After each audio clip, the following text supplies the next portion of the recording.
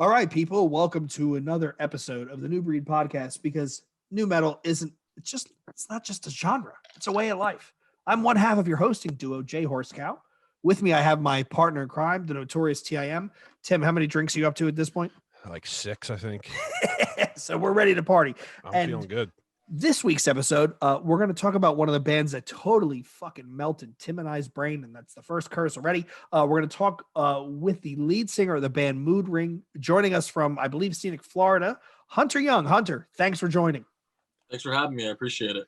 Dude, we are so glad to have you. Tim texted me a link to the Gasoline video, and he goes, yo, just check this out. And I got about 45 seconds in, and I paused it, and I texted it back. I said, well, holy shit, where did this come from? Like, This is like lit. This is wild. But cheers to you guys, man. That EP is absolutely amazing. Absolutely amazing. We're totally stunned. So before we go into all the geeking out and stuff, Hunter, why don't you give us a little bit about yourself, your band, and then we can just go from there. Yeah, so like you already said, my name's Hunter. I play guitar and sing in Mood Ring. All of us have been in a bunch of other bands before, and I had a lot of these songs written before I kind of made a full band around it. Like, for instance, Gasoline was the first song for this project ever made.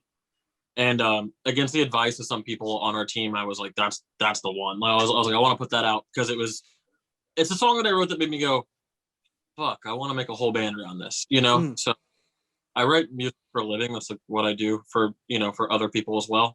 So yeah, when I wrote that song, I was like, yeah, I really fucking want to do this. I like doing this. I think I found my thing. I've been in a bunch of other bands. I played guitar and did vocals in a band called Culture Killer. Oh, okay. Yeah. Two of the other guys were in a band with me called which is a band. So I don't know, like that.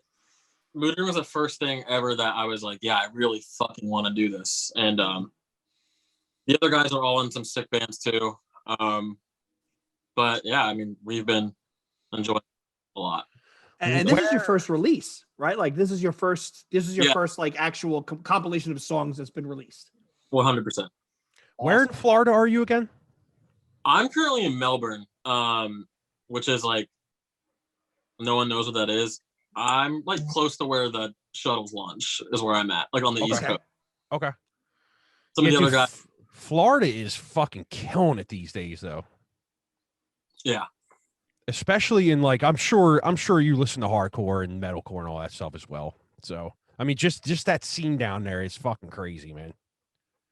What are some of the bands that you're into from here? Well, one of my favorite Florida bands ever will always be Remembering Never. Oh, dude, Mean Pete's my boy. I fucking love that band. I fucking love Mean Pete. Rules, man. Oh, Mean Pete. There is yet to be a project of his that I haven't just totally geeked out on. That Ether Coven stuff is unreal. It is, man. I booked Ether pretty close to before the pandemic hit because I booked Ether in Daytona and they were so fucking sick.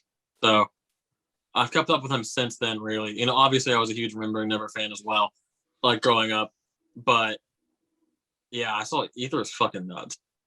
Dude, I love Eco Strike, fucking Burning Strong. So many good bands down there, man. You know what I find interesting about Florida, which people don't think about, is it's a hike to get down to southern Florida. To tour, right? Because you never think about it, but to get all the way down into the bowels of Florida, then play your way back. It's not like fucking, Tim and I are outside of Philly, right? So New Jersey, Philly, you go Boston, New York, Philly, Jersey, DC. It's very easy. For easy on tour. Yeah, I love hitting the Northeast because I'm like, oh, how long is fucking tomorrow? Oh, it's an hour and a half. Sick. Yeah. Florida, it's like a fucking, no matter where you are, it's like a 3-hour fucking drive. So it's hot as fuck. Yeah.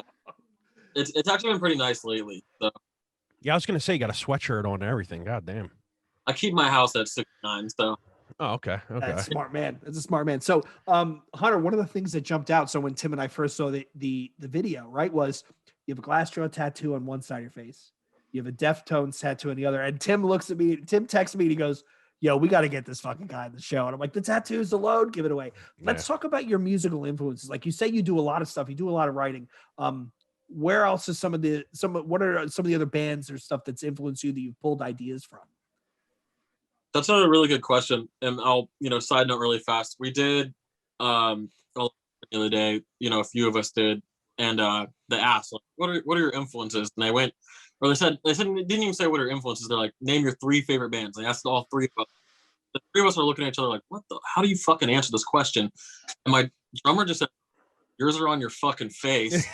Yeah. I was like, damn, dude, like, why did you do me like that? It's funny because obviously, so yes, in my top 5, Glassjaw and Deftones exist, but my thing is actually old school death metal. Like that's where I like most of like my regular listening is like Suffocation and fucking yeah, like Morbid Angels, like shit like that. That's I really love that stuff too.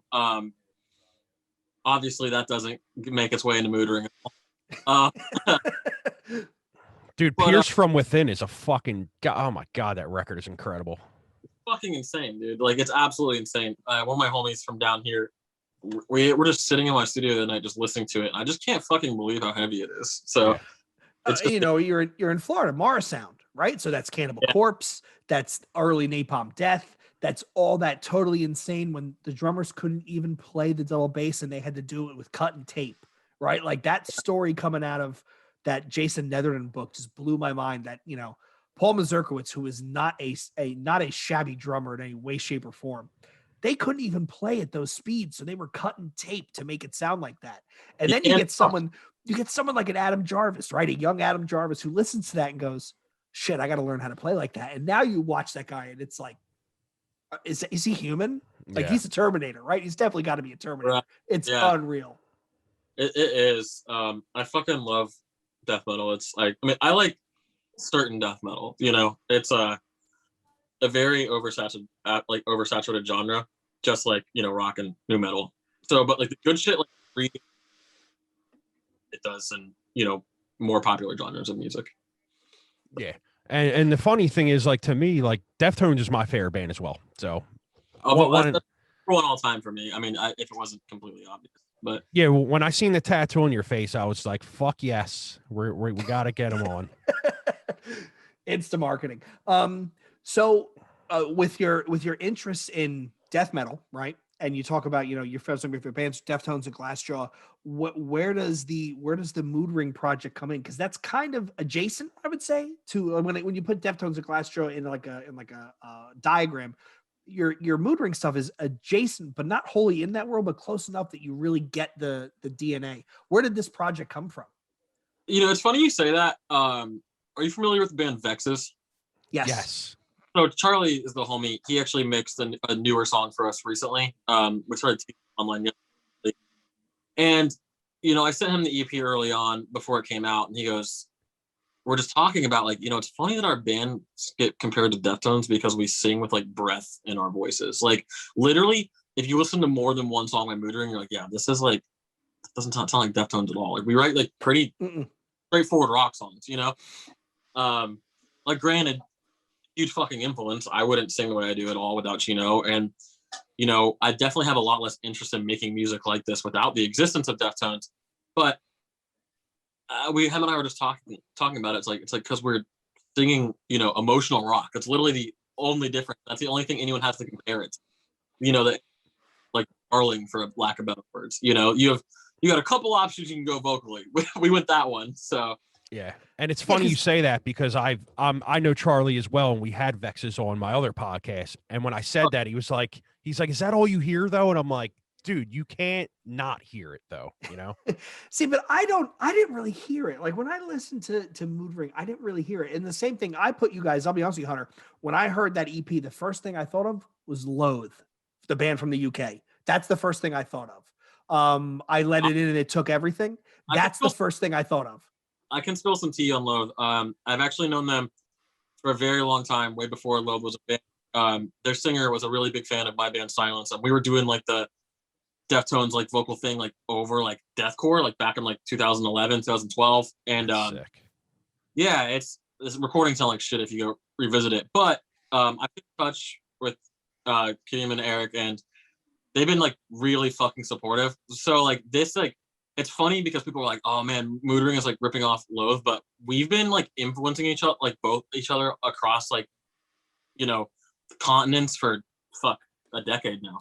Well, Tim and I have had this conversation that there is something that comes out in like the zeitgeist, right? Where everybody's kind of hitting the same note at the same time. And we talked about this, like even look at shit like nu metal, right? Like all these bands just happen to hit that same note at the same time. And out of nowhere, you have your Corns, your Limp Bizkits, your Deftones, your Snots. They're all coming out of nowhere, right?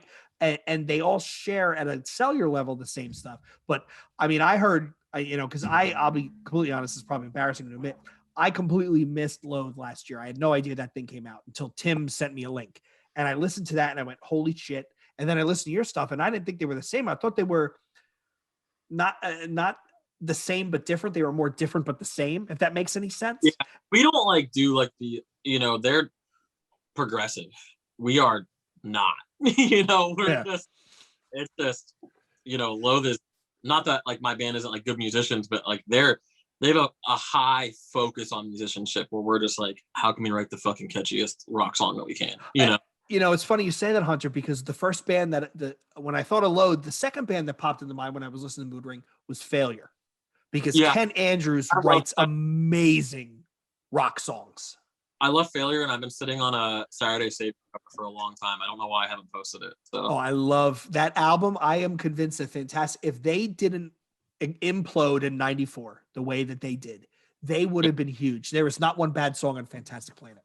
I was supposed to see them last year, and then COVID happened. I had a plane ticket to fly out to California. Oh, you're going up to California to catch when they were doing, was it all 4 records over 4 nights? Were you going to that one? Yeah, it was that, and Sound and Fury was happening at the same time. So I was getting to this fucking dope hardcore fest, and Super Heaven was playing it too, and I love that band. So I'm like, you're telling me I got to see Super Heaven one day and Failure the next day? Like, get the fuck out of here. And then that's crazy. COVID. So right. Do you come up to This Is Hardcore? I don't. Okay. Yeah, that's one trip you got to make, Hunter. As much as I like hardcore, most of my friends are like deeply involved in the hardcore scene. Like, you know, that's like their fucking thing. They eat, sleep, and breathe, you know, hardcore. I love it musically. I like playing in hardcore bands, but I don't like hardcore fests. Like, they freak me out so bad, like anxiety wise. So it's a lot to handle, man. Yeah, it's a lot. Like, and especially 3 days, right, nonstop. I mean, I'm fucking old, man. I'm old and I'm fat. My feet can't handle it. I'm not in the best health myself, so I'm just fuck. Is there like an old man nap zone where we can like sleep upright for like 20 minutes? I could skip like right. Can I skip like Criminal Instinct and get a quick nap in between sets? Who the fuck knows? You know, funny you say that because Criminal Instinct is my favorite current hardcore band. Well, I just they were the first band that popped to mind the last time I was at This Is Hardcore, because and is that the guy from is that A Leeway's band? No, his band is what's his side piece? Tim. I forget, man. Crime and Punishment? Truth and Rights. Truth and Rights. Yeah, that's it. My God, all these hardcore bands, they kind of get lost with you. So, I mean, you've obviously been around for a bit, Hunter. Your interests are death metal and that sort of stuff. Kind of an odd question, but what else are you listening to these days? What are the kind of things that are catching your ear? I've been looking really hard, and I don't want this to come off like weird in any type of way, but I've been like looking for something that like makes me feel the way like our music does, or Loathe, or, you know, my other friends' bands, and kind of these like hybrid bands that are writing these like catchy fucking atmospheric songs. And I'm coming up short. Dude, you got a pen? Yeah, right. Tim has his fingers solidly on the pulse. Dude, there's this band out of Michigan. I don't know if they're a band anymore, and I'm gonna be really upset if they're not. They're called Loser. Oh yeah, Loser's cool. Yeah, I know Loser. Dude, that fucking record blew me away, man. You know, the thing is okay, so I actually kind of skip. I kind of go like either one way or the other. Like, I'm either just listening to like straight up nu metal, or I listen to like a lot of fucking shoegaze, honestly. Like where like the atmospheric influence comes from in our music, for sure. Like I fucking love, you know, maybe I'll probably get in trouble for this, but I love Were. Like, sorry, they're I was just gonna say Were. Incredible band. Dude, fucking nuts. I put my girlfriend on the Were, and I swear to God, I hear it every. which isn't, there's much worse things you could hear every day, you know. Mhm. We're Narrowhead, Nothing. The last Nothing album that came out is fucking Oh, it's nuts. amazing. Incredible record. It's Literally amazing. what it is. And we're writing, you know, I guess, but I don't want to say, hey, we're like writing an LP, but we're writing a large group of songs, however it's going to be released.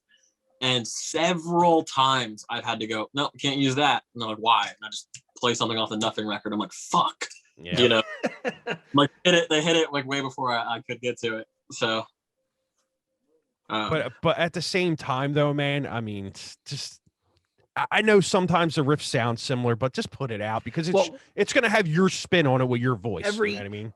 There is no riff that hasn't been written at this point, right? There is no Yeah. riff that hasn't been written. There is no riff that hasn't been recorded. It's just like you said, Tim, putting your flavor of it. Exactly. Yeah, you work with, like, you gotta make do. Definitely. Well, dude, I want to say this though, man. Like, if you guys have like 80,000 hits on like your Spotify, I guarantee you, me and Jay are like 60,000 of them because I cannot stop fucking listening to this EP. It's kind of crazy. But I want to throw this out there before I forget, Tim. You know, speaking of new stuff, Hunter, Tim forwarded me the other day a band you probably heard them because again, I'm old and I'm coming from last minute. Sleep Token from the UK. Yeah, they're cool. I'm familiar with the. There's one in particular I liked. Okay, so generally, I have a distaste for like things that are like super like, you know, kind of like gent oriented, for like a lack of better. Okay. It's usually an immediate turn off for me. I kind of was like directly involved in that scene like while it was happening. Before it like blew way the fuck out of proportion it did. So I wrote that band off. And then I heard a specific song by them, and I was like, "Damn, that song's fucking cool, but that guy can fucking sing." Dude. So that's what caught me. The fact that he can, like, he's no joke. He can sing. I'm sure they hear this all the time, but it's like Hozier with breakdowns. So yeah, that's funny, man. Yeah, it's pretty much spot on. So you mentioned, Hunter, you listen to a lot of new metal. What kind of new metal? So I mean, I'm sure everyone you've ever interviewed ever has said this, but I mean, like, Iowa is probably like the most important record like, happening. You know, like, granted, Slipknot's not in like my favorite band of all time or anything. Iowa was like everything to me. You know, it just, I can't fucking believe how just it actually makes every. I mean, okay, so I like Volume 3 a lot. I like tracks off of All Hope Is Gone. You know, it just starts to get less and less and less, and I'm just like, what the fuck happened? You know, like, obviously you're not as mad as you used to be, but like that's the blueprint for that style of music. It's untouchable. So okay, yeah, we've had this conversation. We're actually, Tim and I we're lining up a conversation with Adam Easterling from Orthodox and Matt from Boundaries, because we're gonna have them convince Tim and I that Volume 3 is a great album, because Tim and I are both like, maybe it's because I'm old, but I mean, I was there. Volume 3 has great songs, but Volume 3 also has like so much fucking filler that it's like it does. To me, it was, they said, you know what? We know what will make us get even more famous. So we're going to double down on the stuff that we know is palatable to a larger audience. But the stuff that we retain that's kind of aggressive, like there's some like legit grindcore blasting on that album. The stuff that we retain that's kind of aggressive, we're going to double down on, but we're also going to double down on the radio stuff. And to me, it was, for lack of a better adjective, it was a verb. It was almost incongruent. Like, I like it, but I'm like, pick a lane. I get what you're saying. Sometimes it can come off as if it's like, I don't know, some bands can like weave in and out of styles like seamlessly, and I get what you're saying. Sometimes it's like okay, like park, shift gears, you know, then turn, like, and I actually agree with that a lot. In its defense, I will say, if the production was Iowa's production, you probably would feel that. I agree with that. The production on Iowa is fucking outstanding. It is, man. And a lot of them songs just like take you back. Like when you listen to them these days, you're just like, how many bands try to be that hard and they just can't be? But then how many people talk shit on that band? It's like, yeah, but you wish you had half the fucking talent of that shit, man. Yeah, straight up. It's honestly fucking nuts. You Jim Root is a huge influence on me guitar wise for sure. Fucking that's the record for me. In terms of new metal, I mean, I listen to the good stuff, the bad stuff. I mean, there's depends on like, feelings of Coal Chamber, but I non-ironically listen to Coal Chamber all the fucking time. I fucking love chamber music. Yeah, it's sick. Yeah, that is one of the catchiest records ever. I don't care what anyone says. And I get my balls broken for Coal Chamber all the time, but fuck that, man. That record's amazing. It's like, it's comical in a sense. Like I get that, but it's also like really fucking heavy. So it is, man. And I'm glad you said that too, because a lot of people are just, that's the thing with new metal that we always realize, like a lot of people are just like scared to be like, oh, but I do like Coal Chamber, but it don't like, why are people just so upset to say that kind of shit? You know what I mean? I think you'll see that like go away more and more. I mean, obviously you see the trend right now is ticking like upward on new metal. Like it was there was like the failed revival of it in metalcore. I don't know, like 7-8 years ago. Yeah. And now it's just full blown fucking mainstream again. And it's funny because when COVID happened, me and Jay were like we met on my other podcast, and of course we talk about hardcore in there. But when we started talking, I'm always talking about new metal. He's like, dude, I love new metal. I'm like, let's do this. Yeah, shit, we talked about doing a show for 3 years, dragged our feet. We got locked into the house for a month. I'm like, yo, let's have a couple beers on Saturday. Let's get this fucker off the ground. And then here we are, right? Like it's there is also there's also something to be said about the younger generations, because I'm fucking old. The younger generations don't have that almost visceral reaction that when you say new metal, they want to get like offended, like new metal. There's like, let's be honest here. I was defending Wes Borland's guitar work the other day on a hardcore board on Facebook, and everybody was just shitting all over me. And I'm like, look, guys, you can be mad all you want. It's not fucking the Cro-Mags, but Wes Borland has sold 40 million records. He has toured the world. He's fucking guitarist. It's insane. Like he's so weird and creative. Like it's fucked up, dude. Like him using piezo pickups in the fucking 90s, and I'm like, what? Like it makes yeah. He's seriously not. I mean, obviously, I'm born and raised in Daytona. I'm an hour and 15 fucking south of Jacksonville. So yeah, I was raised. So, you had no option. It was mandatory. It's like part of the culture.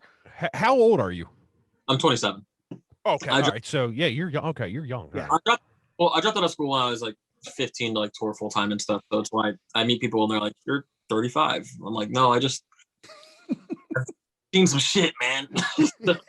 Dude, there ain't nothing wrong with dropping out, man. I hardly made it through myself. So I mean, nope, not at all. Not at all. And that's what I wanted to do. I wanted to tour and shit, and I just never had the opportunity. But I would have, I did it, I reflect sometimes, have inner fucking monologue with myself, and I'm like, did I make the right decision? It's like, well, I made a lot of fucking mistakes along the way, still making amends for like a lot of dumb shit I did, when I was younger and into, my mid-20s, and I'm just kind of like, but what I've experienced, like learned that I have and like gotten to where I am now, like absolutely not. And dude, what the fuck would I be doing if I didn't? Like right, exactly. Miserable somewhere. So I don't know. Are you a tattoo artist by any chance? No, my girlfriend is. I record for a living. I write music. Like that's all I do. Oh, okay. Yeah, because I see like the flash work behind you, so I was just curious. That's actually, yeah. So most of that is her coworkers actually. Okay.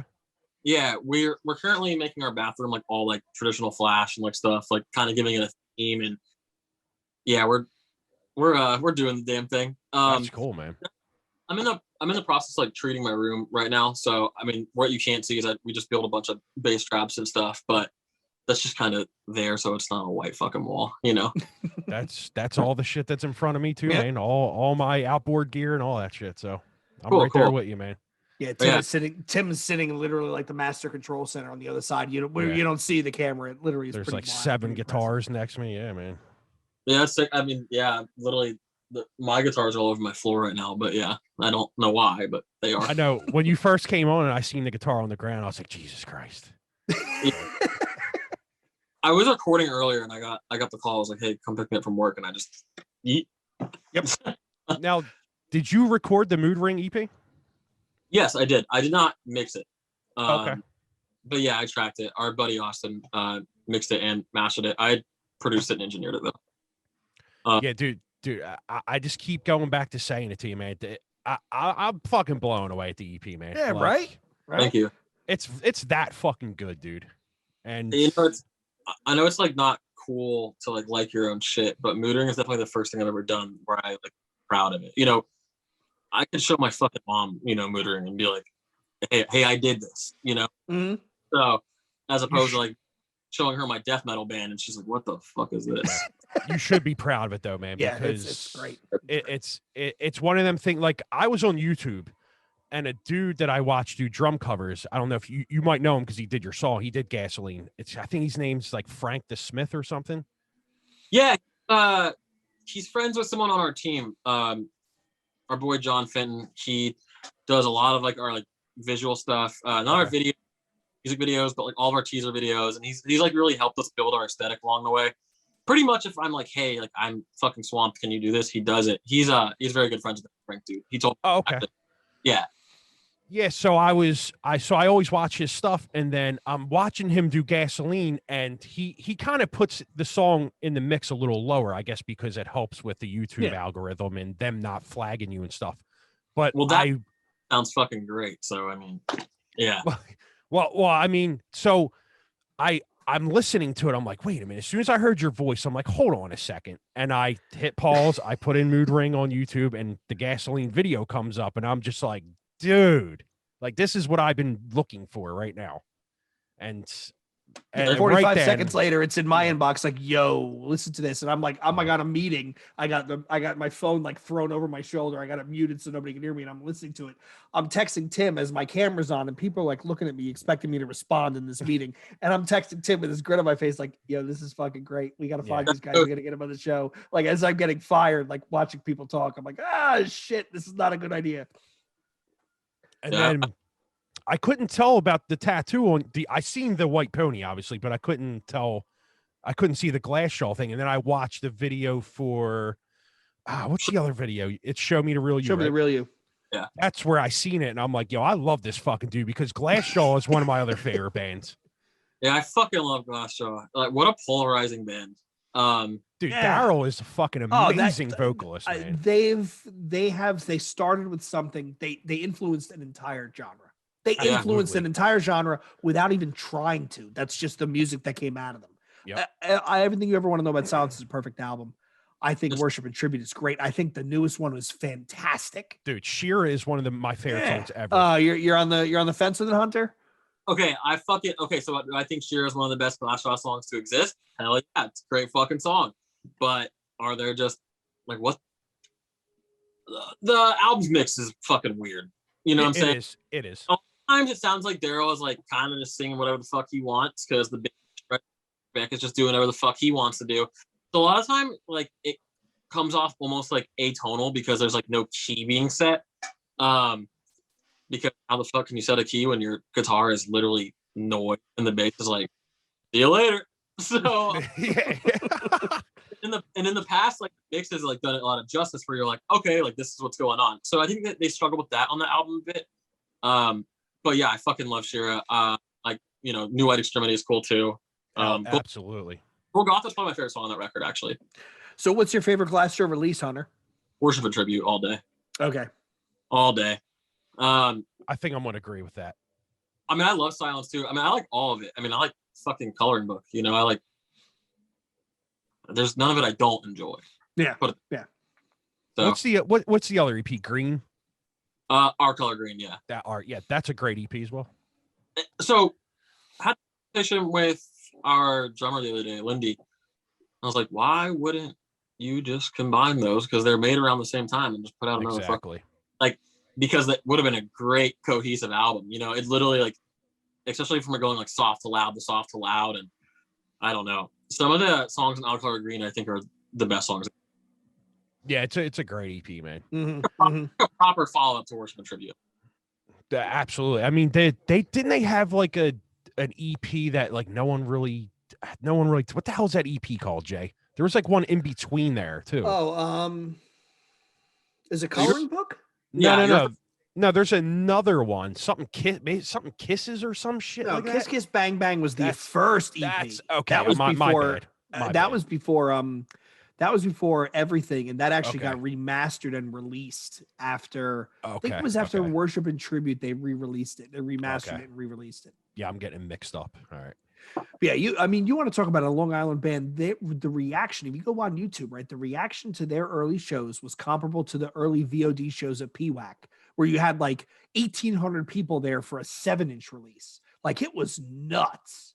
And Yeah, I were just- remember Glassjaw getting booed when they opened for the Deftones when they toured off White Pony. Like people were booing Glassjaw. It was like, really? Do you not get it? I guess you don't get it.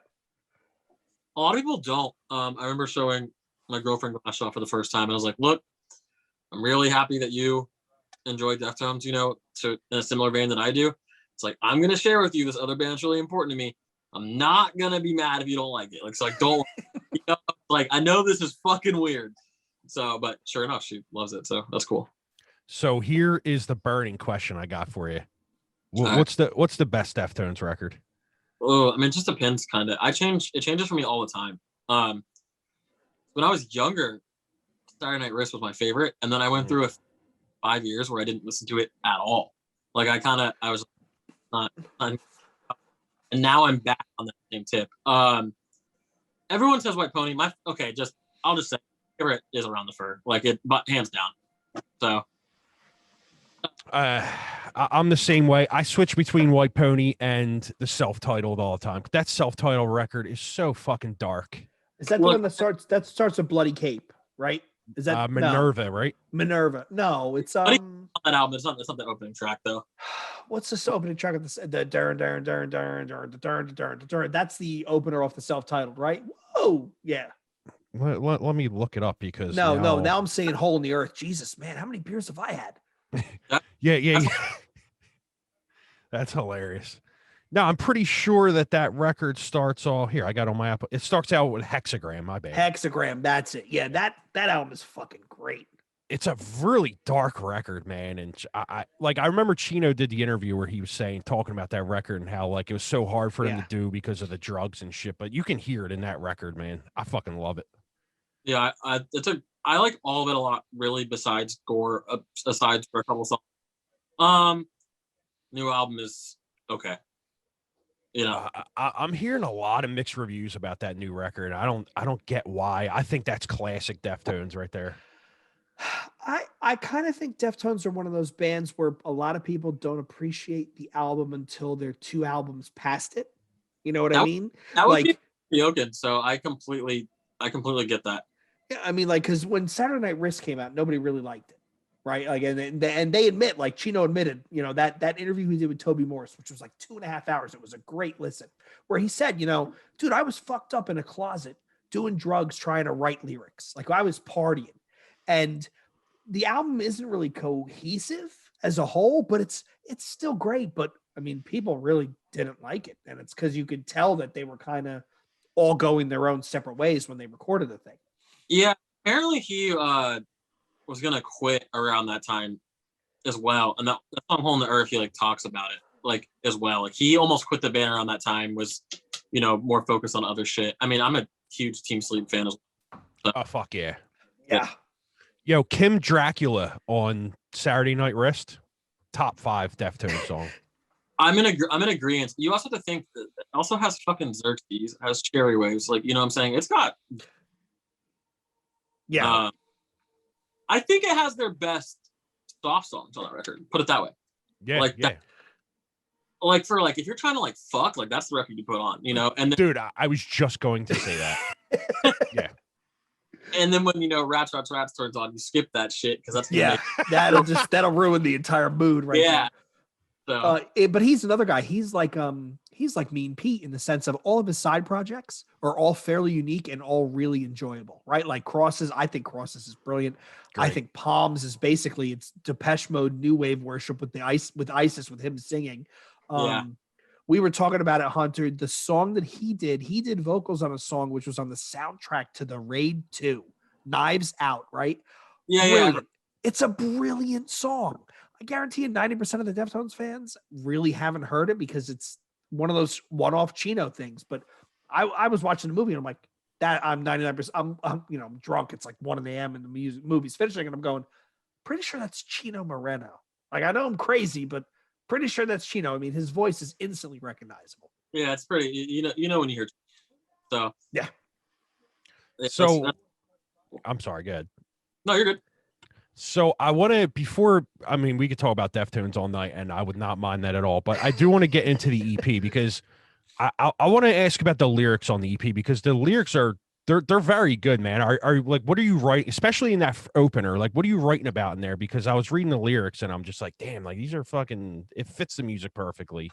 The lyrics are great. I mean, is there a thing you're getting into on the EP? Okay. So the opener in general is a hard one to talk about. Okay, you don't have to if you don't want to. I'm trying to think how to word it like more with like some empathy, like instead of like being like, well, this is about this that fucking sucks. Yeah. Okay, so basically that song is really about like you could take the phrase like show me the real you, and a lot of people in the industry are like, what does that fucking mean? Like that's so whoa, like like it's a catchy phrase, and I'm like, yeah, it is.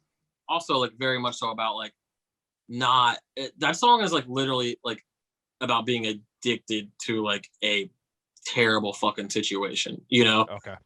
Like to the point like where you just keep like it's killing you, but you can't stop it. Like it's essentially like being like it's very toxic, like bad relationship, but it's like a drug and like you can't get out of it. And it doesn't necessarily have to be like, with partner or significant other. It could be like with anyone, something that's like an energy like vampire from your life, and it's like literally fucking killing you. That's why I said that's why I use the term like I just might hand you the knife, like just get it the fuck over with.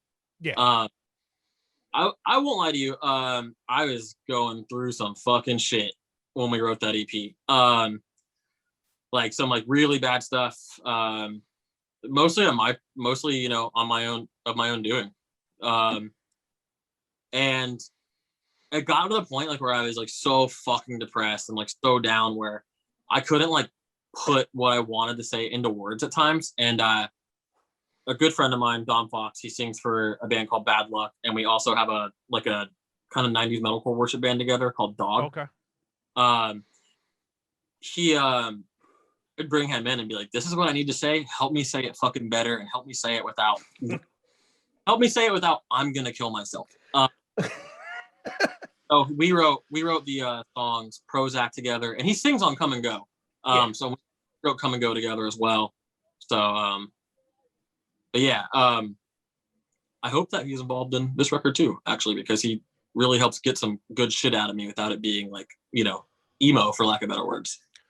Yeah, and it caught my eye too, because when I read the lyrics, like the whole marks on my body are dripping wet thing, I was just like, I wonder what that's about, because I'm a big fan of when people write lyrics that actually mean something and not just to write them down. You know what I mean? That line means like someone is like getting off by like seeing you in pain. Yeah, and I kind of figured that. Yeah. Yeah. I like I said though, I just feel like the lyrics on this were actually meant something to you instead of you just going, I got to write lyrics for this EP. You know what I mean? You could just tell that they were personal to you. Dramatic, but I've actually had to think, and I've talked openly about it. It's like I feel like playing some of these songs is like gonna suck, like live for me. Like it's gonna be like ripping scabs off of stuff that I've, moved past in the last like. So yeah, I mean, everyone gets out of like long-term relationships, but it wasn't just that. Like I was like dealing with like crazy fucking psychosis.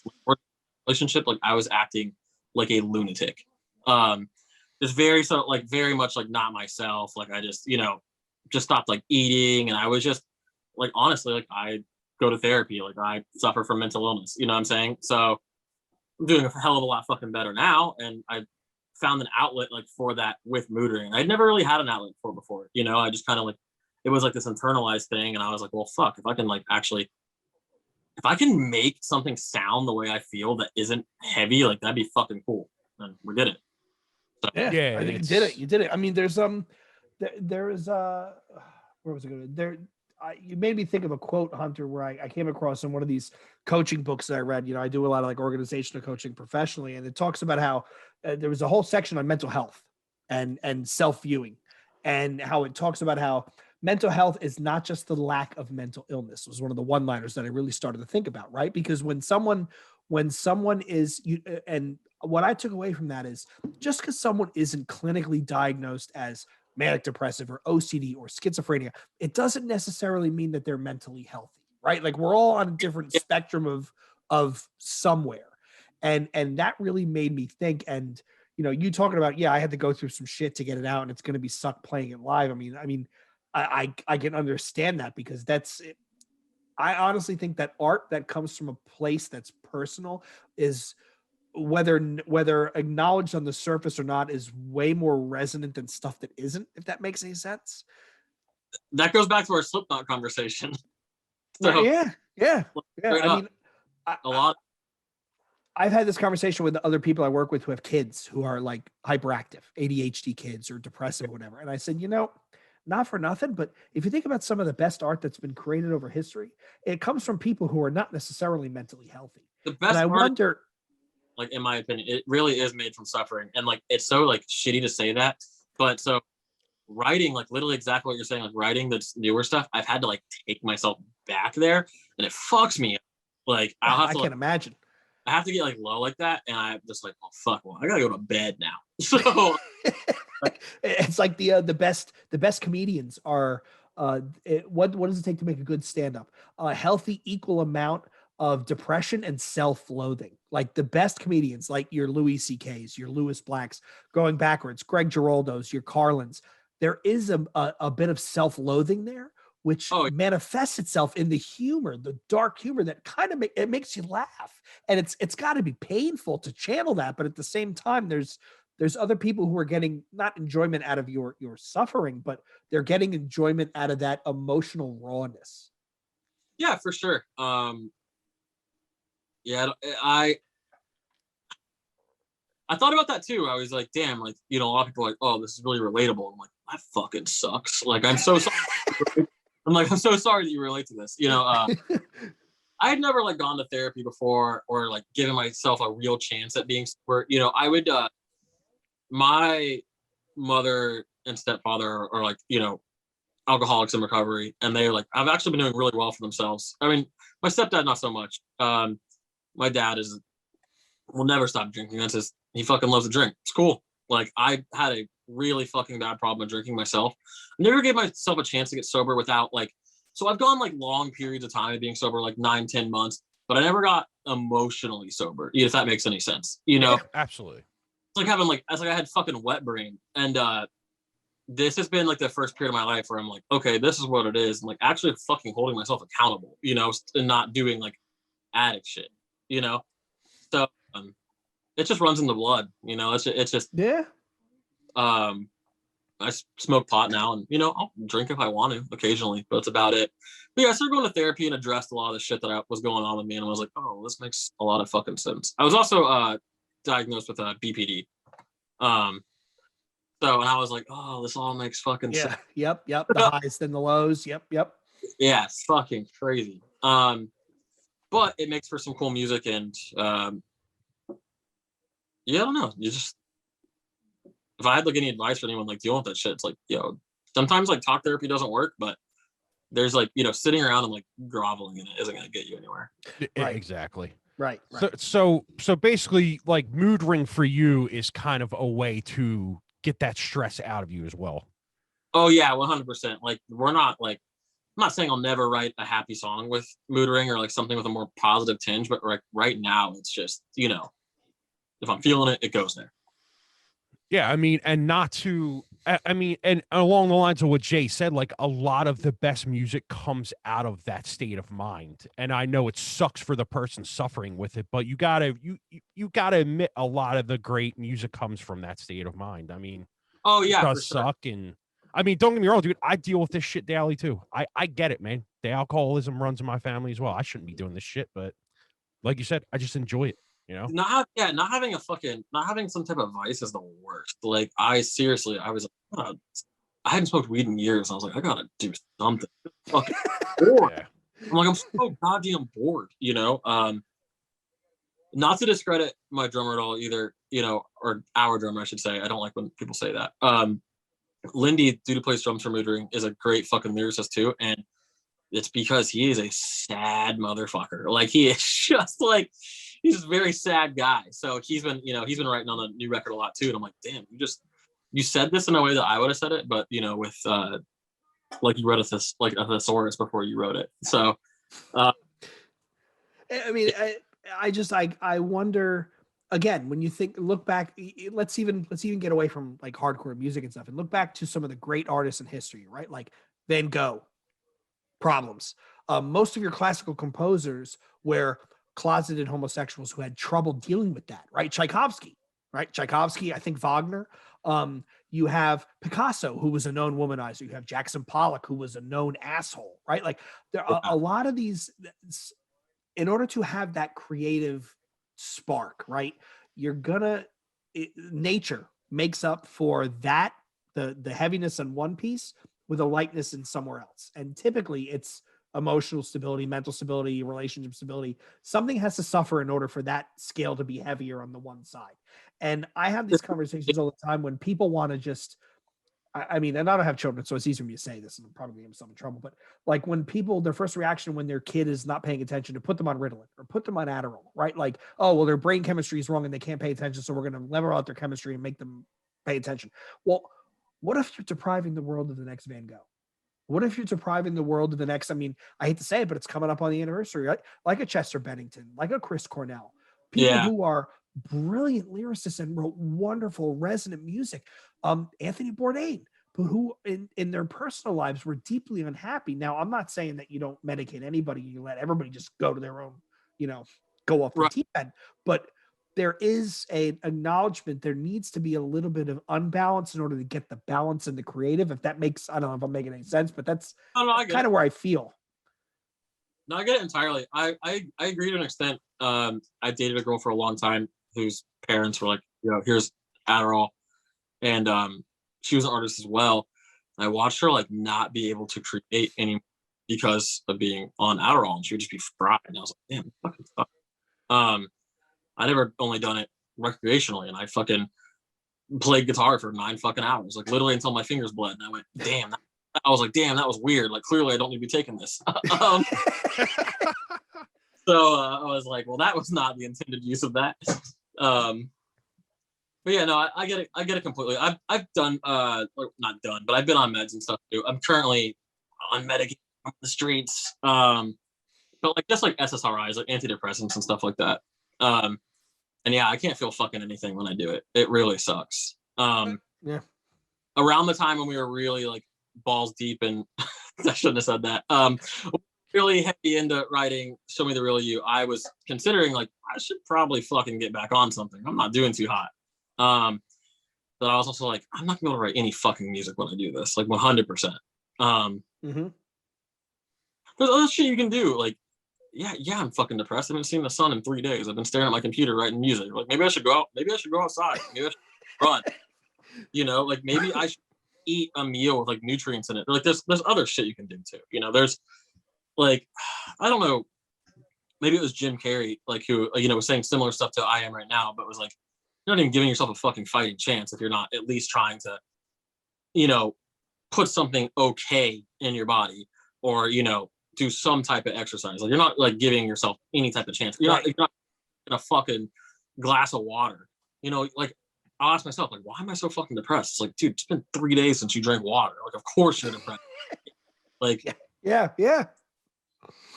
So let me ask you this, Hunter. Miraculously overnight, the world goes back to normal, right? Touring starts. Everybody wants to get out on the road. If you could pick anybody who you could tour with, who would it be? Oh fuck. I get everybody with this question. I really do. I got Adam Easterling. He was all confused. He's like, System of a Down. I'm like, Adam, stop cheating. Yeah, like, so how am I supposed to, so I'm not gonna, I don't want my answer to be anything like too big. Like I don't want to be. Well, no, but let your ego go. Like if it's like, if you want to open for you want to get sandwiched in Deftones and Glacier, that's a fucking honest answer, man. I can appreciate that. I do want to do that, but I also don't want to rip Chino off before I play with him. Like before he plays. Right. So like I don't want to do that and his fans be like, fucking clone. So I don't know. Glassjaw would be fucking cool. We're actually talking about like who the fuck do we want to tour with? Dude, Vexes would be great. We have some stuff on the table. Low key, there's been some ideas thrown around of like what we should do. It sucks because a lot of my friends play in like really cool, like more modern heavy bands. It's like, damn, I like want to play shows with them, but I also don't like want to like typecast ourselves to that scene at all. Yeah, Well, Tim and I were just bemoaning before you joined Hunter the lack of mixed bills, right? Like the lack of, we were talking. I was going through my files of all the shows I've been to, and the stuff we used to see in the late '90s and the early aughts, where you'd have a new metal band, a hardcore band, a metal band, and like something like fucking Puya thrown on the same bill, and it was kind of cool because you didn't know what you were really going to get, and it covered a lot of ground. That's the kind of shit that we miss. Starting to happen way more before COVID. Put it this way, I went to a show in Orlando at Soundbar. Shout out Soundbar. And it was a fucking hardcore tour. Vane headlining, Higher Power direct support. Yep. But then they had another tour fucking merged them, and it was Regional Justice Center and Spine. And wow. And Silent has played as well. Fucking nuts show. But most of the kids there were like SoundCloud rapper types. They had found Vane through like Ghostman or something like that, or like SoundCloud rapper, because I'm pretty sure Ghostman did take Vane out for a few dates or something like that. Yeah, I think so. He went out with Code Orange, right? Yeah. Some type of thing happened, like someone made the move first, blah blah. And I was like, damn, there's a lot of like, there's like a decent amount of people I know here from like hardcore shows, but these are like kids who like want to go to Rolling Loud, and they're at the show and they're fucking push moshing and having the best time of their life, and I'm just like this is cool, it was fucking crazy to see young kids at a show again. It was, there hasn't been a newer generation in a while, at least where I'm from. And yeah, that's fucking cool. So there was a lot more of that going on. And with the shows that I booked personally, I wanted to start doing like literally as bands were setting up like rap sets in between, like just nonstop, like go. Dude, I appreciate that, because that's one of the worst things about shows is the fucking waiting. It's just like, come on, man. Well, and then in between bands, they play like, you're at a hardcore show and they play hardcore in between bands. Oh, that's like worse, dude. Especially on tour, like when you play in a heavy band and you're like, I just watched 600 locals because there's 600 locals on this show that all sold pre-sales for some godforsaken reason, and they all just played breakdowns. Then Yeah. in between all their sets, there was breakdowns. Your tour package starts. There's more fucking breakdowns. It's like, oh my god, like this is fucking mind numbing.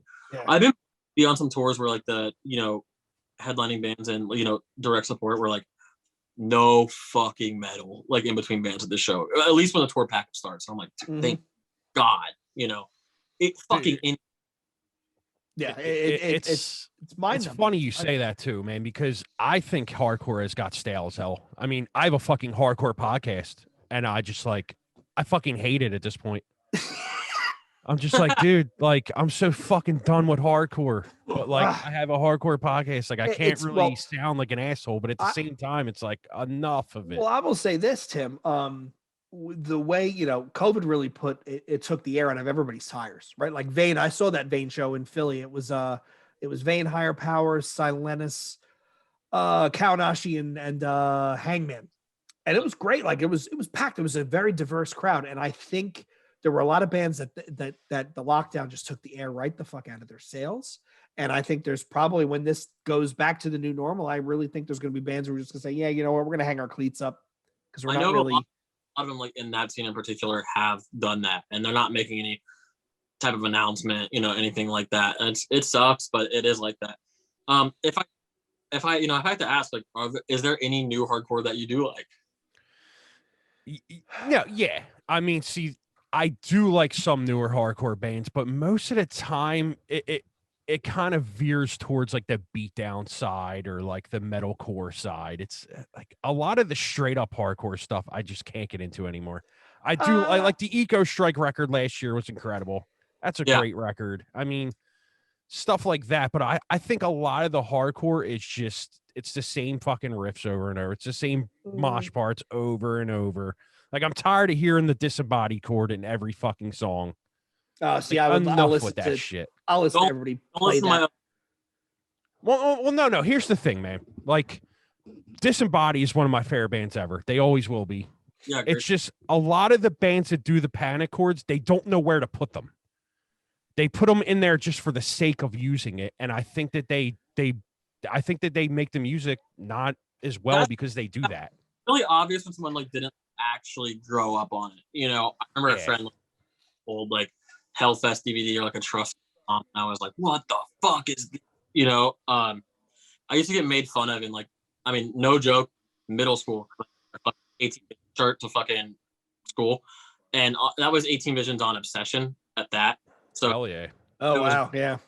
it was really fucking whack to, you know, a lot of people I was around there like, that's fucking poser shit. Like, listen to real metal or like real punk. And I was like, it's heavy. Like, I don't know. Like, I didn't, you know, it's I just think it's really obvious to tell when something like musically is disingenuous.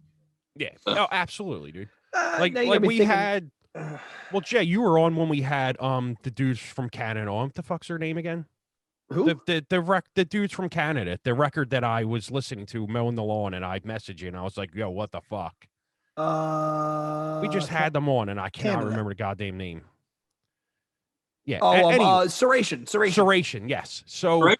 Fucking rules. That band goes so hard. dude, so Serration uses a lot of the, you know, the disembodied riffs and stuff, but they put it in there and it's so fucking good the way they do it. But then you listen to other bands that do it and it's like, you don't have to do it 78 times in the fucking verse. We get it, Yeah. bro. They're so fucking sick. I like that band a lot. Yeah, that EP was unreal. The remaster was unreal. Yeah, so now you got me fucking thinking like newer disgusting. stuff. So I'm not as jaded as Tim. I like pure hardcore. I thought the Drain album last year was perfect. I thought the Rotting Out album was great. Getting more towards the metalcore stuff. I fucking love Boundaries. I love Left Behind. I thought I just came across there was a comp, a Lover's Quarrel, which some UK record label put out. Bands Yeah. like When God Sleeps was on it. Your Spirit Dies. I thought they were I Yo. like that metalcore shit. You say While God Sleeps? Yes. Dude, so Kyle, the singer, is the homie. Oh, you bunch- got to hook us up. We're gonna get him on Tim's other show because I want to talk about that. That EP is Oh, yeah, fucking awesome. I'm sure he would. They're from Minnesota actually, and we fucking so like half of that scene up there like moved here, and I don't know. I record all their projects. That's And- awesome. Yeah, it's fucking cool. He's a scary guy. He's really nice. But him and I got really drunk one night, and he had me by the throat, like pushed up against like a stairwell, and I had a bottle in my hand, and I was like, dude, like, are we doing this? Are we gonna go here? Yeah. We were both really drunk, and he said something like kind of cross, and I called him a Republican, and he lost his fucking mind. So yeah, no, he's the homie though. Yeah, that scene is cool for sure. I like that, like, hardcore isn't just one fucking thing anymore. Because when I was growing up, it was very much like, oh, this is what you get. I mean, I think the first hardcore show I ever got to go to, and you know, showing my age, was Kids Like Us. So Okay. But I that's- mean, that- you're down in Florida, Hunter. That's a hotbed. You got Culture, you got Morning Again, you got Remembering Never, you got Shai Hulud, right? Like, what's his name when he was like 15 singing for them? What else is down from that way? You know, all the Eco Strike stuff. yeah, I like and enjoy all of that, but what was popping at the time was, you know, a friend was like, yo, you have to go to a fucking Kids Like Us show, and I was like, oh, I'm terrified. What is happening? I'm scared at shows, especially heavy shows. It's different now. That fear is what like made you want to go again. You were like, what the Yep. fuck was? right when you never knew what was going to happen. So let me ask you a question, Hunter. What are Tim and I not listening to that we should be? Heavy wise? anything. What is stuff that's caught your ear that you're like, yo, this has some legs. People need to hear this. I don't know. Okay, so that's a great question. In terms of metalcore, are you guys familiar with Cauldron? Yes. Okay, so that's a big one for me. And my other band, their singer did a feature on our record. I don't know. I'm gonna plug my own fucking band, Dog. If you like that, Do it. if you like that done wee fucking music, that alarm clock metal, we do that, but with like 50-second songs. Okay. All right. I'll send you all the new EP too that we can put out. Yeah. I haven't anything yet. We've been sitting on it for so long. I feel like it's in my brain it's out. So that band is called Dog. The abbreviation for it is it's Death of God or Decency Over Government. You could really whatever you want DOG to stand for. The way to find it is Dog ECMC, Dog East Coast Metalcore. Just because half the band, actually the entire band is in like the city, New York. I'm down here. So in terms of that, that's like I think we do it well. It's fast, it's aggressive, it's metalcore, but it's very punk influenced. Are you playing guitar on that as well? Yeah. Okay. Are you screaming, singing on that as well? Like backing vocals. We have a singer. My friend Dom, who I mentioned, he sings for Bad Luck, but he also is the dude I was talking about who wrote On the Mootering stuff. I'm pulling my Spotify right now to see if there's. So Bad Luck. Why does that sound familiar now? Do they have a song called Echoes by any chance? I don't think so. They're like they're a rock band, kind of with like they're pretty emo though. I'm looking at my Spotify, like looking for something that you probably haven't heard of, and the first thing I see is Queens of the Stone Age. I'm like, oh, it's probably. We were just talking about fun enough before you joined. We were talking about what's his name? Caius and what's his name? The singer. Josh Holm. No, not Josh Holm. The singer from Caius is the same guy, Slow Burn. John Garcia. I love John Garcia. Everything he's done, I think, is brilliant. Yeah, I slept on Queens of the Stone Age for too long. Like I knew the hits, but so I woke up the other day and was like, I'm gonna listen to Queens of the Stone Age and like try to like deep dive in this and see what I think about it. And I was like, yeah, I've been missing out. This is fucking crazy. Dude, the Desert Session stuff is incredible. Yeah. Do y'all know? I'm stuck on heavy now. Do y'all know World of Pleasure? Yeah. Yes. I was just looking at that. Yep. Dude, those 3 songs are so fucking heavy. In my car screaming vegan straight edge at the top of my lungs. Like, Tim, didn't we talk? That's who we talked to, right? That's Coulter from Coulter. Rate and Suration, right? Yeah. Have y'all listened to the new Sing with Sukabog record? Oh, dude. Get serious. Of course. Yo, unreal. The distortion on that record is so fucking sick. So tight. I actually toured with them right before COVID. I mean, COVID, like as our states were like shutting down, I was on tour singing with Sukabog. I sing for a death metal band called Braveview as well. And yeah, we went out with them for a little bit and it was fucking tight. Those are the fucking homies. That song Dead as Shit on the new record, that opening just yeah, I listened to that like 48 times in a row. It's just so sick. All about dragged by a fucking truck. I love that shit, man. I'm look. And that didn't he say I wrote 90% of that record on LSD? Oh, whacked out of his mind on shrooms and stuff. Yeah. Oh yeah, 100%. Story about them when we were out with them. We were like on top of our shotgun and fucking anything we get our hands on. Like we were fucked up, and I was thinking to myself, I was like, this band is gonna think we're a bunch of idiots. And when they rolled up, I saw how they got down minutes ago. Oh yeah, we are bitch made compared to this band. Something I really want to plug that I've been listening to a lot, and I'm sure y'all know about it, is that Purity EP that just came out like a week ago. Dude, we have them coming on. I think it's in 2 weeks. We have them coming on. It's sick. We're gonna combine our Deftones face tattoos one day. His name's Axel, right? There might be someone in the band named Axel. The only person I know in Purity is AJ, aka Worm Boy. Yeah, And AJ. There you go. My bad, AJ. Yeah, I only know AJ through the internet really, and we had a mutual friend who plugged me to their music before the new stuff, and I was like, "This is cool." And then when they dropped the single "Animus," I was like, "What the fuck?" Dude, that first song on the EP where it comes into the chorus and he's saying, "I just can't believe." I'm like, dude, fucking, that's a hit right there, dude. I'm a sucker for that shit, man. Their other band, Eyeball, is fucking cool too. Wasn't the Purity named after the Slipknot song? I'm sure. Probably, I think it was, yeah. I mean, incredible band. I don't want to speak on their behalf, but yeah, I that Purity EP is what I've really been listening to. I like that it's not perfect. Like I like that it's just it is what it is. You know, yeah. They better fucking leave it. They wear their influences on their sleeves. It's raw. It's fucking new metal, but it's not like poser shit. You know?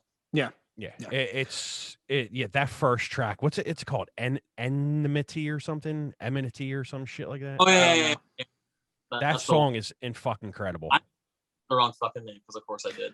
Now you got me looking at what else. I mean, the this year was the Tsunami and Gulch split. Obviously, the Silentis EP they put out is great.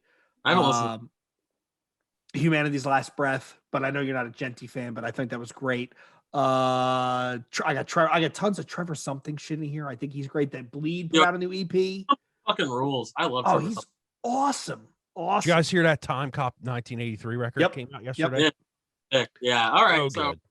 yeah, I like that you guys are all over the place with it too. I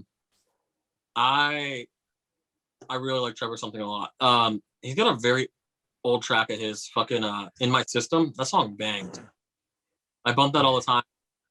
The latest Narrowhead record, 12th House Rock, love that. So good. They're like the first thing, like I'm sure it's not their first release, but the first thing you can find online, Satisfaction, is I listen to it so fucking much. Have you heard the new Teenage Wrist record? I'm pretty polarized. I won't lie to you. What'd you say? I'm sorry. I'm like really polarized with it. Okay. I like the old stuff a lot more. More. It's much more my forte. Yeah. But everyone else fucking likes it, so I'm happy for him. You know, it's really good, man. Are you're a hip hop fan as well? I am. Dude, go on your Spotify next Friday and listen to the new Onyx record. Or you can listen to it on full on YouTube right now. Holy shit, is that record good? No, and everyone laughs when I tell them, but it is the hardest Onyx record I think they've ever put out. It's that good. I'll have to check it out. I mean, yeah, I like everything, honestly. Everyone says that, I really fucking do. But Tim and I were talking about this, Hunter. You can't listen to only metal. You'll become a serial killer. If you listen to only hardcore, you become like this hardline fucking protester throwing Molotov cocktails at everyone. You need to have the balance. We've done that already. So, have you heard the Emma Ruth Rundle and Val stuff? No, I haven't. Oh, send that over, Tim. God, bro. Hunter, it's awesome. You have this. Val is that dirty, sludgy Louisiana sound. My old roommate / bassist in Graveview put me onto them a while ago. Or wait, was it? It was him or other guitarist. I can't remember, but yeah, it's cool shit. And then you have her vocals over it is just fucking like CD and Nirvana covers, right? Yes. What did I recommended to somebody? They did some Alice in Chains stuff as well. Yeah. Somebody on r/new metal was like, what do you guys listen to besides new metal? I'm like, well, I listen to everything. He's like, well, name something. I said, well, you could listen to the newest The Body album, but you won't feel good when you're done. I mean, you're probably not even going to make through the full album. The guy was like, really? I'm like, yeah, man, it's not happy. And he replied, he's like, this is kind of dark. I'm like, yeah, it's not feel good music. It makes you want to take a fucking shower after. But it's just, man, I love that The Body, Laguna Ignota uniform, that really uncomfortable, like, where they're hitting things full of hell, right? Things that you really shouldn't be comfortable hitting. I like it just works. Like really does that for me. And I can't speak on their latest record because I haven't really listened to it. But Caustic by Primitive Man. That record. Oh, Jesus Christ! Yeah. Ethan has some shit to say, man. That is dark. nuts. I used to work at this fucking basically this like low-key illegal gambling syndicate in Florida that was like gray area of the law. And most of the customers were like tree workers who had meth problems and slept in tents and they'd come in and blow all their fucking money on these machines, and it was just fucking depravity. And I was already mentally ill, and dealing with them all day and seeing them, even though the majority were really nice people, you know, who were just trying to come up so they could, you know, get another bag. But like being in that environment and all that stuff was like so bad for mental health. And for some reason, I worked an hour and a half away from home, just all one fucking road, 2 lanes, pitch black, fucking big ass trees the whole way. And every day I left work, I'd put on that record and just make it worse. And I was like, what am I doing? Like I was just like submerging myself in that feeling. And dude, that record fucks me. Yeah, it's crazy. And I never read the lyrics to it until recently, and I was like, holy shit. Yeah, he's between Primitive Man, Vermin Womb, and Many Blessings. At Cats, he's got some stuff he's trying to work out musically, and you know, God bless him. But man, it's a tough listen. It's a really tough listen. Yeah, I can't tell what anyone else goes through, but it's definitely it does it for me. I'll tell you that. So. I think that Ethan is the dude you hear in your fucking nightmares, dude. He's a sick fuck, man. Yeah, and voice is I think the Vermin Womb stuff is even sicker than the Primitive Man stuff. I like personally Womb a lot. I'm like, you know, I'm iffy on my false grind, but that scene was really cool. Again, dudes I played, he fucking loved that. He flew out to Colorado last year actually to see them with a Blood Incantation. That's another. Oh, that EP was. Oh, I like a podcast right now talking about this. Yeah, it's all good. There you go. So listen, we won't keep you all night because I know it's getting late, and well, yeah, you're on the East Coast, so you know it's 11:40. I do want to get into a couple more things, and then we'll get out of here because, like I said, we don't want to keep you all night. For sure. So for the EP, you said that you were writing these songs, and then you wanted to do it as a full band. How many of the songs did you write? Like, did you write the whole EP yourself and then bring it to the band? Not exactly. So Kalen, our bassist, came into the fold first, actually, for the band. Okay. I was working on a record, and I didn't have anywhere to track vocals for it at the time. Was in between, you know, places to work, basically. And we did the vocals there, and I showed him some demos I had, and it was actually pre-Gasoline, and I could tell he was hey. And then I got Gasoline down, and then I had an early version of Now I'm Lost, and I was like, would you consider playing now? And he goes, yes, let's write. So we started writing more. Kalen actually wrote Kalen wrote Show Me the Real You musically, but he wrote it in 3 instead of 4. Okay. So I took his rough instrumental and I went, you know, back to record vocals with it. And I was like, what the fuck? You know, I was like, this is cool, but let's make this 4. So, you know, it can be catchy. So Kalen's got the instrumental on that one. Sean, our guitarist, actually, before he was in the band, I was like, what the fuck do I sing? Like, I had the lyrics all done. I was like, how do I sing this melody? And he hums, da, da, da, da, da, da, da. I'm like, boom, there it is. That's Show Me the Real You. So he's got a credit on that as well. Musically, lyrically, Gasoline is me entirely.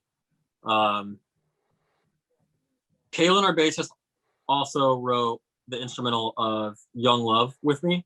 We sat down at his house. That was the last one that get added, actually. That one actually got added pretty close to before it dropped. Okay. And in comparison to the other ones, you know, because Gasoline had been a song for a year and a half, you know, et cetera, et cetera. So had Young Love, so had Prozac. And then the newer ones were, then we wrote Show Me the Real You, and I was like, okay, we're fucking figuring it out now. And then we wrote Come and Go to relate to the other songs. And then Young Love got added last. Our drummer, Lindy, wrote lyrics on Young Love as well. And then kind of our secret weapon is Dom Fox from Bad Luck. He writes with me, vice versa. We're in a band together. And if I'm like, there's a difference between having someone like, I want to be very specific about this because I ghostwrite a lot. There's a big difference between working with a producer and like collaborating on a song and then paying someone to fucking write a song for you. I'd have pretty much ideas that were 90% of the way there, or I'd have ideas that were 100% of the way there. 120%. The idea was done, set in fucking stone. I'm adamant about not changing it. And then someone goes, well, what if you just fucking tried this instead? And I go, yeah, you're right. That's way better. So, and that's basically my job too. I do that with bands all the time. I'm just like, hey, that's cool, but what if we fucking spice this up? So yeah, I mean, I wrote the majority of it, but there's definitely, collaborations and help with it. Okay. Now, and the other thing I want to ask is, I'm just hoping, and I mean, you said it already, but I'm just hoping we get another record. And what like, when do you like, that's the other thing I want to say. Did you guys release it independently? Yeah, we did. Okay. Entirely. I don't know if you saw our social medias yesterday, but we started teasing something new already. I was just going to ask you about that. Yeah. Because it said like something like look closely or something, and I watched it. I'm like, I don't see what he's talking about, but okay. Some things happen behind the scenes of the band, some really good shit. And we're gonna run with it. Okay. That's all I can really speak of. That song should be out relatively soon. We're looking at. I really want. Okay, so just full transparency. I'm not the kind of person that likes to shroud things in mystery. I mean, if you listen to our band, it's just very direct, very upfront. The songs are about what they're about. Generally it's not fucking hard to figure out. But I want Show Me the Real You to like actually get the attention that I know it deserves. Like, and I know that sounds cocky. Mm-hmm. Deserves a better shelf life than me going, "What's up? Here's a full length." You know what I'm saying? Yeah. With that being said, we're in the process of writing 25 songs right now. Okay. And we've got a pretty big jump on it. We've actually had some of them already mixed and mastered. And before we had developments in the camp that we've had recently, we were just like, fuck it. Let's just keep hitting with a single like once a month. Let's just keep doing this. Let's go the hip hop way and just never stop dropping. And I still kind of believe in that formula. I want to make it impossible for people to not see it. They're like, well, I've seen this fucking band Mooter 6,000 times. I'll finally fucking click on it. So that's where we're at with it. And dude, and saying that is great because there's like last year there was hip hop artists putting out a record a month. Mm-hmm. And the dude that did that is fucking huge now because people seen the grind in him. And they were like, you know what? I fucking appreciate that. And you saying that is good because nowadays, if you don't put out something quickly, you get forgotten about. But when a band puts out something quality all the time and you give your listeners something that they can grab onto, right there is where you're gonna hit it right there. We're a band full of producers. You know what I'm saying? Like 3 of us produce for a living for the most part. Our guitarist, who is the last addition to the band, I'd been in tons of fucking musical projects with him before. He writes with people, like more like scene music and stuff. He worked on a Slaves record. Okay. He works with Lou from Palisades a lot. He's really involved with a bunch of R&B singers right now, and just everyone is just constantly has output. And especially, I can't write a song a day. Like I get fucking upset. I'm like, damn it, I couldn't do it today. So I don't know. We're trying to write as many songs as we possibly can, the best songs that we can, really, and then boil it down to what we like the most for whatever. Whether we release something in full-length form or it's just a collection of singles that eventually become an album, like I don't know, but yeah, we're gonna keep going. Now, how has the reaction to the EP been for you? Like how many people have hit you up for podcast interviews, and how is like the comment section on your YouTube been? And like, is it what you thought it was going to be, or were you like, wow, I didn't think this was going to be as big as it was? And no, I think that us expecting any more from a band that literally didn't exist before a month ago would be just insane. It's a double-edged sword, again, full transparency, lot of notice from the industry. You're looking at our Instagram and you're like, holy fuck, this artist manager that I've like worshipped since I was a kid like follows our fucking band. I bet that's cool that he probably likes it.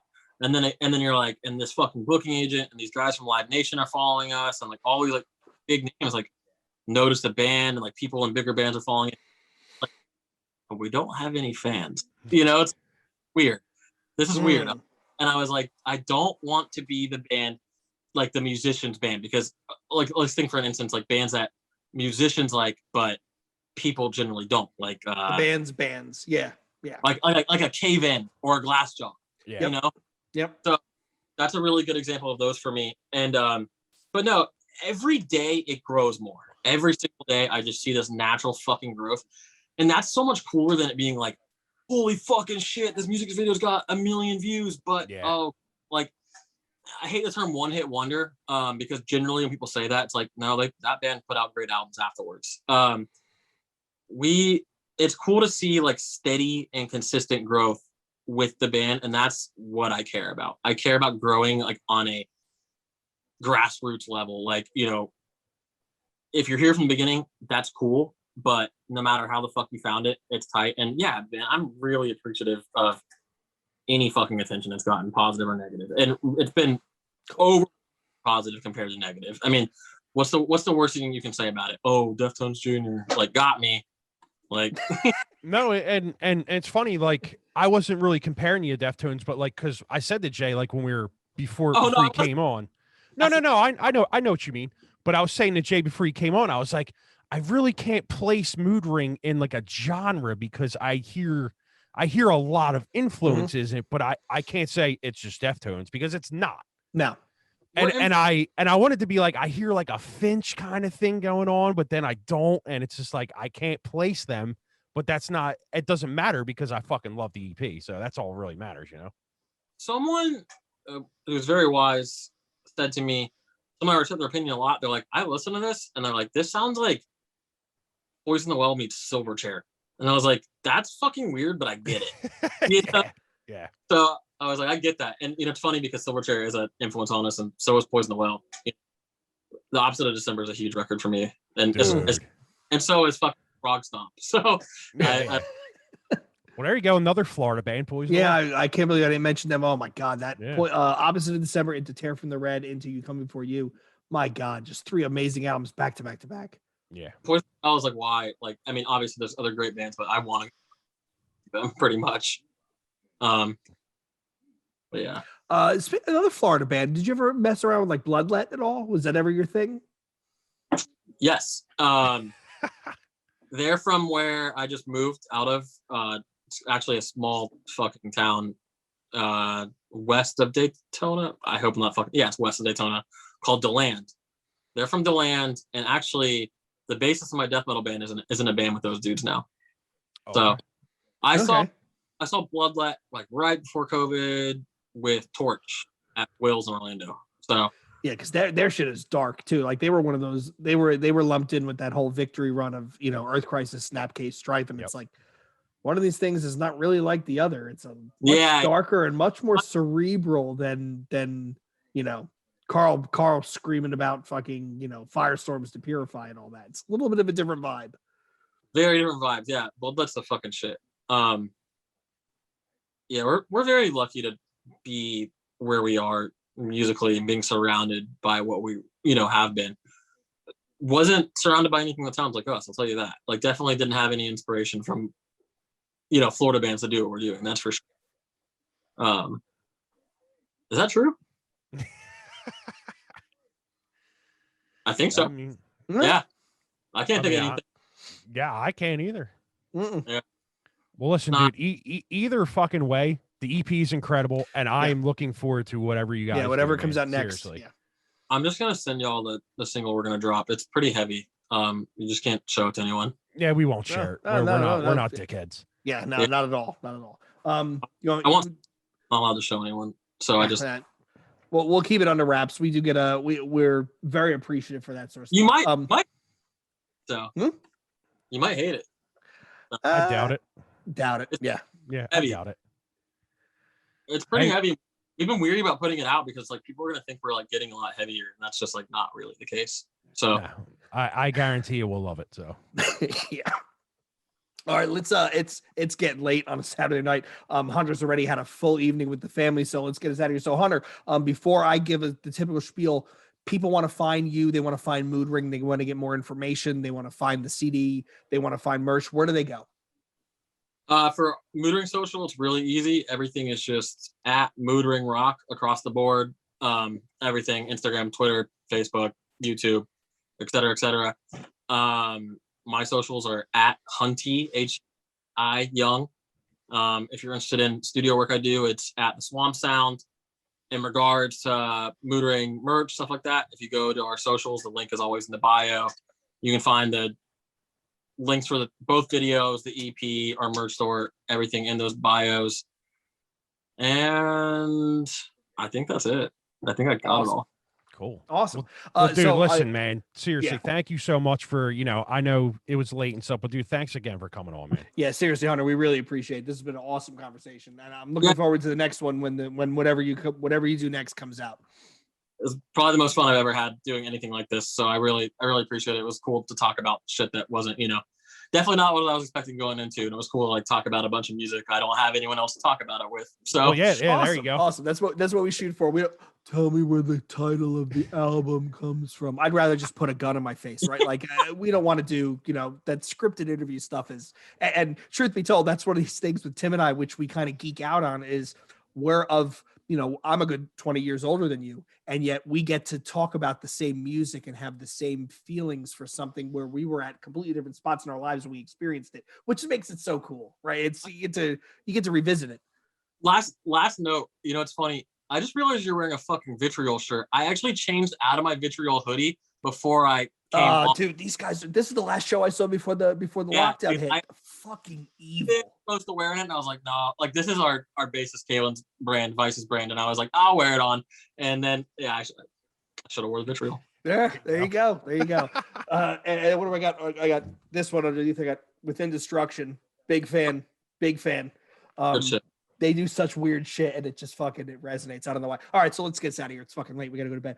So find us at New Breed _podcast on both Twitter and Instagram. There's a Facebook group for the New Breed podcast. Come check us out. If you like what you heard, give us a review or a rating, some feedback on iTunes, Spotify, your podcast platform listener of choice. Once again, Tim and I really want to thank Hunter for taking his time out. We're really excited for Mood Ring and what they got coming out. Once again, this is Tim and I for the New Breed podcast. We will see you next episode. Cool, man.